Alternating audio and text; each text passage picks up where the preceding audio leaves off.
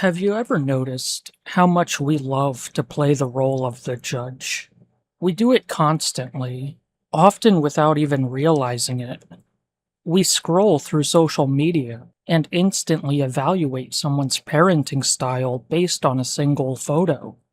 We sit in traffic and judge the character of the person who just cut us off. We might hear a piece of gossip about a coworker and immediately assign a motive to their actions. We look at someone else's financial decisions, their career choices, or even the way they worship, and we hand down a verdict in our own minds. We love the judge's seat because it feels powerful. It feels safe. As long as we are the ones handing down the verdicts, we do not have to look too closely at our own lives. As long as we are focusing on someone else's failures, we can temporarily ignore our own. It is a defense mechanism disguised as discernment. But there's another way that we play God, and it's much more subtle. We do it when we open up our calendars. We block out our weeks, our months, and our years. We set our 5-year goals. We map out our financial projections. We say, I'm going to do this, and then I'm going to do that, and then I'll retire at this age. We talk about the future as if we already own it. We speak with a certainty that belongs only to the Creator. In the second half of James chapter 4, James addresses both of these tendencies. He's going to show us that whether we are judging our brother or boasting about tomorrow, the root issue is exactly the same. We are trying to do God's job. We are stepping out of our lane. Starting in verse 11, James is going to dismantle our arrogance. He's going to remind us of our fragility and call us back to a posture of profound humility. Verse 11 says, "Don't speak against one another, brothers. He who speaks against a brother and judges his brother speaks against the law and judges the law. But if you judge the law, you are not a doer of the law, but a judge." So the question to sit with is, when was the last time you spoke about someone in a way you would not want repeated back to them?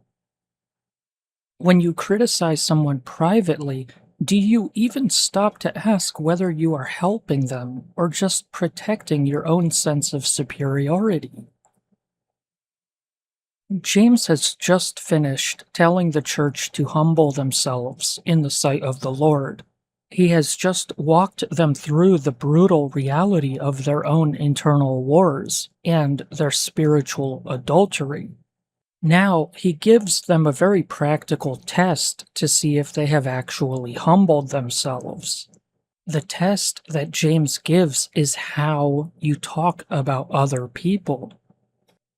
He says, "Don't speak against one another, brothers." The phrase "speak against" means to talk down about someone. Now, this covers gossip, slander, harsh criticism, and tearing down someone's reputation behind their back. It is the kind of talk that diminishes another person in order to elevate yourself.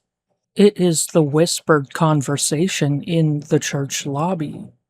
It is the passive-aggressive comment disguised as a prayer request.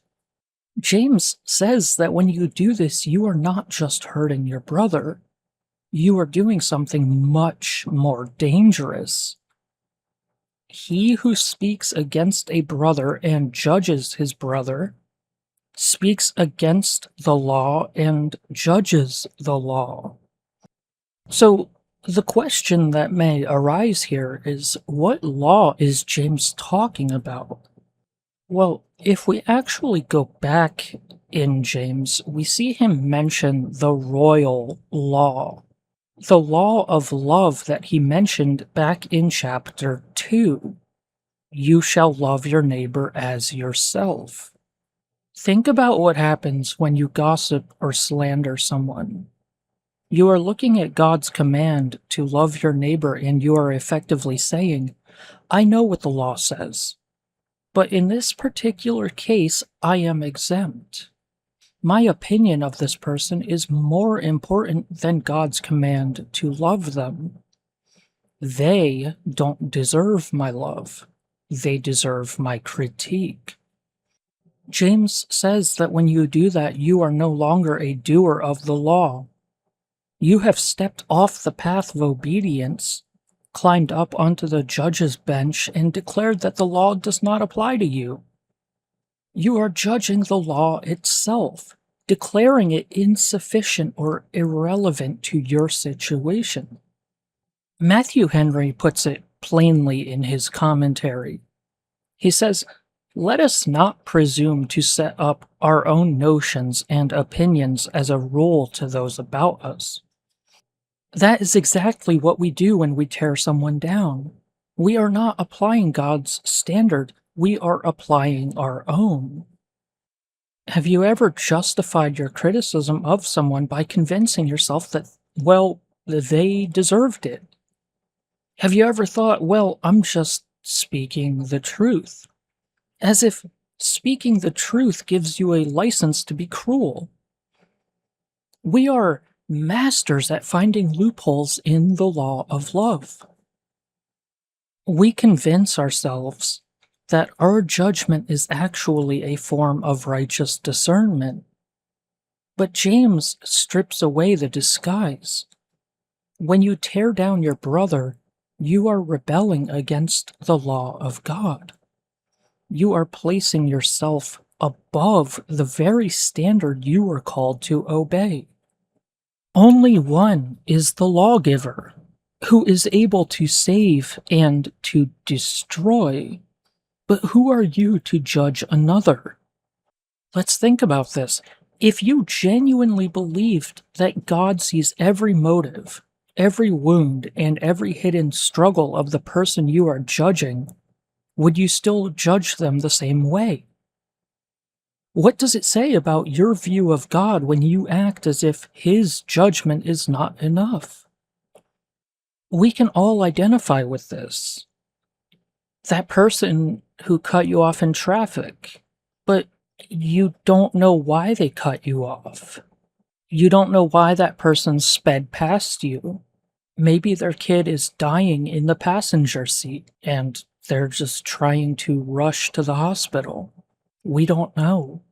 But yet it's so easy for us to look at that situation with our narrow eyesight and act as if we have all of the information.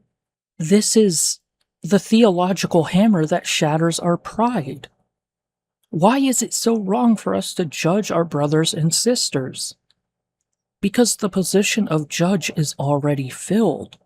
There are no vacancies on the Supreme Court of the universe. Only one is the lawgiver. God alone has the authority to set the standard, because God alone is perfectly holy. God alone has the authority to judge, because God alone sees the heart. When you and I judge someone, we are doing it with incredibly partial information. We see their actions, but we do not see their motives. We see their failures, but we do not see their silent struggles, their past trauma, or their hidden wounds. We judge based on a fraction of the truth. We assume we know why they did what they did, but we are usually wrong. I can't tell you how many times I've been in a situation where I assumed something only to be looking like a fool 30 seconds to a minute later. I'm sure we can all identify with that. We make a judgment call and then we realize that, oh no, I was way off. But the thing is that God sees everything. He is the only one who is able to save and to destroy. He has the power to execute perfect justice and the power to extend perfect mercy. He doesn't need our help to evaluate the human heart. When you sit in judgment over another person, you are attempting a hostile takeover of God's throne. You're trying to do a job that you are wildly unqualified for. You don't have the wisdom, the holiness, or the omniscience to be the judge of another human being. And so James asks the piercing question, but who are you to judge one another? Who are you? You are a recipient of grace. You are someone who has stumbled in many ways, as James reminded us in chapter 3. You are someone who desperately needs the mercy of God every single day. You are someone whose own heart is prone to wander, whose own motives are often mixed, and whose own obedience is often incomplete. That's all of us. You, me, everyone who has ever lived except for one. How can someone who survives only by the unmerited favor of the judge turn around and demand strict justice for everyone else? How can the forgiven servant choke his fellow servant over a minor debt? When we truly grasp the holiness of God and the depth of our own need for grace, the gavel drops from our hands. We lose the energy and the desire to tear down our brothers. We realize that we are all standing on level ground at the foot of the cross. Come now, you who say, today or tomorrow, let's go into this city and spend a year there, trade and make a profit. Ask yourself, how often do you make plans without a single thought about whether God is in them? When you set your goals for the next year, is God a participant in the planning or an afterthought? James now shifts his focus from the way we talk about others to the way we talk about the future. He addresses a group of people who are making confident, detailed plans. Let's take a second to look at the certainty in their statement. They have the when figured out. Today or tomorrow. They have the where figured out. Let's go into this city. They have the duration mapped out. Spend a year there. They have the strategy figured out. Trade. And lastly, they have the outcome already guaranteed and make a profit. To most of us, it might sound like a solid business plan. If someone presented this in a boardroom today, they would be praised for their vision, their initiative, and their strategic thinking. We celebrate this kind of certainty. We buy books and attend seminars to learn how to plan our lives exactly like this. So what's the issue? Is James just against planning? Is he against business, commerce, or making a profit? No, he's not. The Bible is full of commendations for hard work, prudence, and wise planning. The problem is not the plan itself. The problem is the breathtaking arrogance behind the plan. The problem here is not what's right in front of us, it's what is missing. God is completely absent from this picture. These people are operating as practical atheists. They might believe in God on Sunday. They might sing the songs and say the prayers. But when it comes to their calendars, their careers, and their finances, they are the masters of their own destiny. They are speaking about the future as if they hold it in the palm of their hand. They have assumed that they are the captains of their own ship, and that the universe will simply comply with what they have envisioned. Verse 14 says, "Yet you don't know what your life will be like tomorrow. For what is your life? For you are a vapor that appears for a little time and then vanishes away. If you knew you had 1 year left to live, would your plans look the same? What does that answer reveal about what you actually believe about the fragility of life? James goes on to pop the bubble of their arrogance with two undeniable realities. He points to our ignorance and our fragility. First, he addresses our arrogance. Yet you don't know what your life will be like tomorrow. We spend so much time and energy trying to control the future.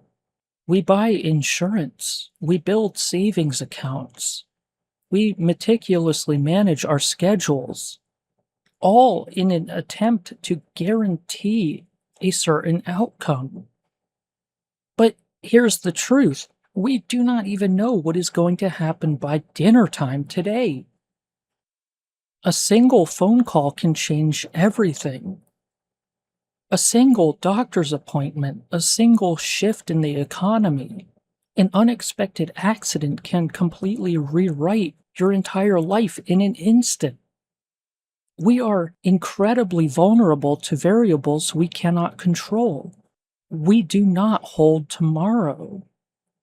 Second, he goes on to address our fragility. For what is your life?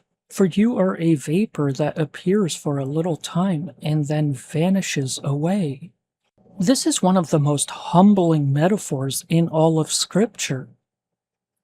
You are a vapor, a mist that rises off your coffee cup in the morning and dissipates before you even take a sip. You are the fog on the mirror that fades away in seconds. You are the breath you see in the cold air on a freezing winter morning. We like to think of ourselves as mountains, permanent, unshakable. We love to talk about leaving a lasting legacy. We build monuments to ourselves. We want to be remembered. But what does James say? In effect, he says, no. He says, you are a mist. King David understood this perfectly. In Psalm 39:5, he prays, behold, you have made my days hand widths. My lifetime is as nothing before you. Surely every man stands as a breath. Charles Spurgeon, preaching on this very passage, described it this way: life may sometimes be very bright and glorious, but it is still only like a painted cloud, and very soon the cloud and the color in it are both gone. That is not pessimism. That is clarity. When you see your life accurately, you stop wasting it on the illusion that you are in control. When you realize that you are a vapor and that you do not even know what tomorrow holds, the idea of confidently dictating what you are going to do a year from now becomes ridiculous. It is the height of arrogance for a mist to boast about its long-term plans. A mist does not control the wind. Verse 15. For you ought to say, if the Lord wills, we will both live, and do this or that. So what would change about the way you make decisions if you genuinely believed that your next breath depends on the will of God? What would you hold more loosely? What would you stop worrying about? Here's the correction. James gives us the posture that should govern all of our planning, all of our dreaming, and all of our living. He says, if the Lord wills. Now, to be clear about something, this is not meant to be a magical incantation that we blindly tack onto the end of our sentences. It's not meant to just simply be a religious phrase we use to sound spiritual. I'll see you on Tuesday, Lord willing. It is not a verbal tick. It is a profound theological posture. It is a constant, conscious recognition that God is sovereign and we are not. It is the deep internal acknowledgement that every single moment of our existence is dependent on the grace and the sustaining power of God. Notice that James does not just say, if the Lord wills, we will do this or that. He says, if the Lord wills, we will both live and do this or that. He takes it all the way down to our very breath. You do not just need God's permission to execute your business plan. You need God's permission to take your next breath. Every beat of your heart is a gift of His sustaining grace. If He withdraws His hand, the vapor vanishes. Colossians 1:17 tells us that in Christ all things hold together. That includes you. That includes me. We are held together right now by the will of the Lord. When we live with this posture, it changes everything. It doesn't mean we stop making plans. We still set goals. We still save for the future. We still book flights and schedule meetings. But here's the difference. We hold those plans with open hands. We say, Lord, this is what I intend to do, but you have the final say. If you direct my steps, I will trust you. If you change the timeline, I will submit to you. If you close the door on this opportunity, I will not force it open, because you are God and I am not. Your will be done. Living if the Lord wills is not a burden, it is an incredible relief. It means the weight of the future is not on our shoulders. We are free to plan, free to work, and free to trust the outcome to the one who actually knows what tomorrow brings. But now you glory in your boasting. All such boasting is evil.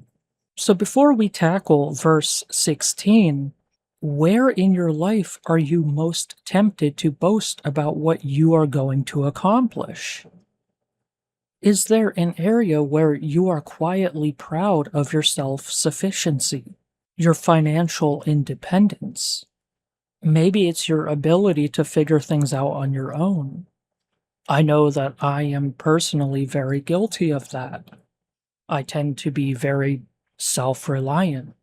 James calls out the reality of their current state. They are not living with open hands. They are glorying in their boasting. They are taking pride in their self-sufficiency.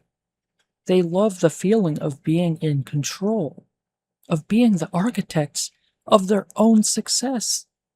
They enjoy the illusion of mastery over their own lives. James does not mince words. He does not call it a minor oversight. He does not call it a bad habit. He calls it evil. Why is it evil to boast about tomorrow? Because it is a direct assault on the sovereignty of God. It is an attempt to steal the glory that belongs only to the Creator. When we boast about the future, we are claiming a power that we do not possess. We are acting like the Creator when we are merely the created. We are living in a fantasy world where we are the center of the universe, and God is just an accessory to our plans. That is the essence of pride. And as we saw earlier in this chapter, God actively resists the proud.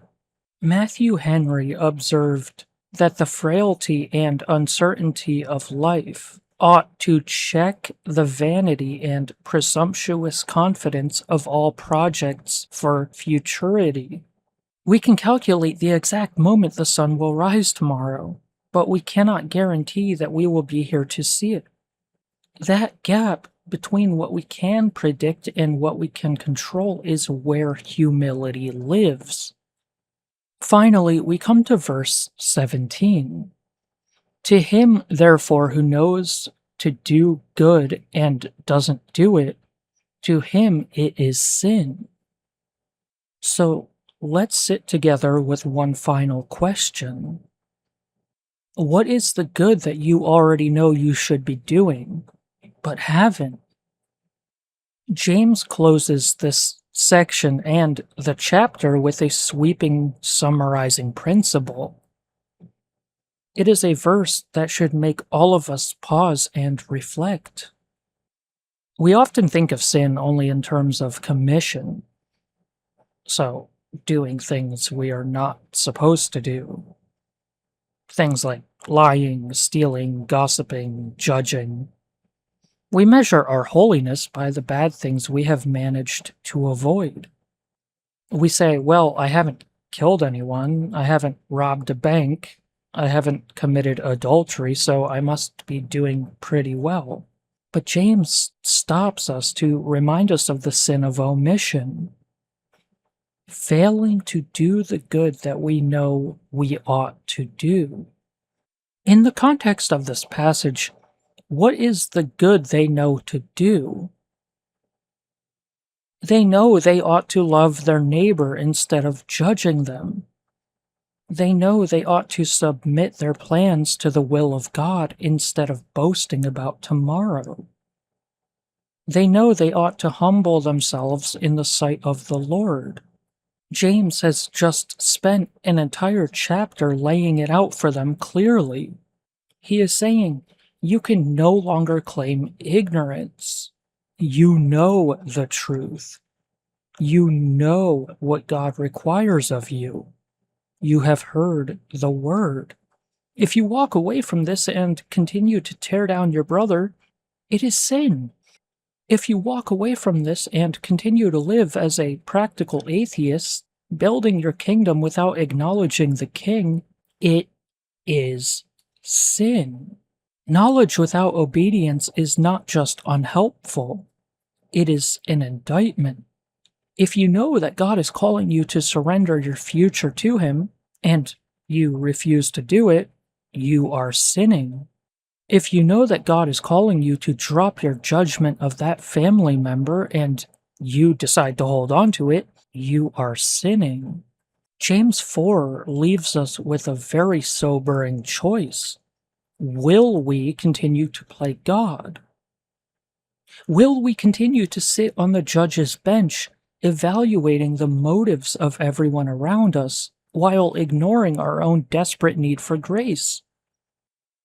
Will we continue to hold on to our calendars and our bank accounts, boasting about a future that we do not own? Living as if we are permanent fixtures in a world where we are only a mist? Or will we step down? Will we recognize that there is only one lawgiver and judge, and trust Him to handle the justice while we focus on the love? Will we embrace the humbling reality that we are just a vapor, and find our peace not in controlling tomorrow, but in submitting to the God who holds tomorrow in His hands? The invitation of James is the invitation to lay down the exhausting burden of trying to be God. For any of us, it would crush us. We were never meant to carry the weight of judgment, and we were never meant to carry the weight of the future. The invitation here is to be human again. Fragile, dependent, and desperately in need of grace. The beautiful promise of the gospel is that when we finally take our proper place in the dust, when we finally say, if the Lord wills, We find a Savior who meets us there. We find a God who gives more grace to the humble and who secures our future for eternity.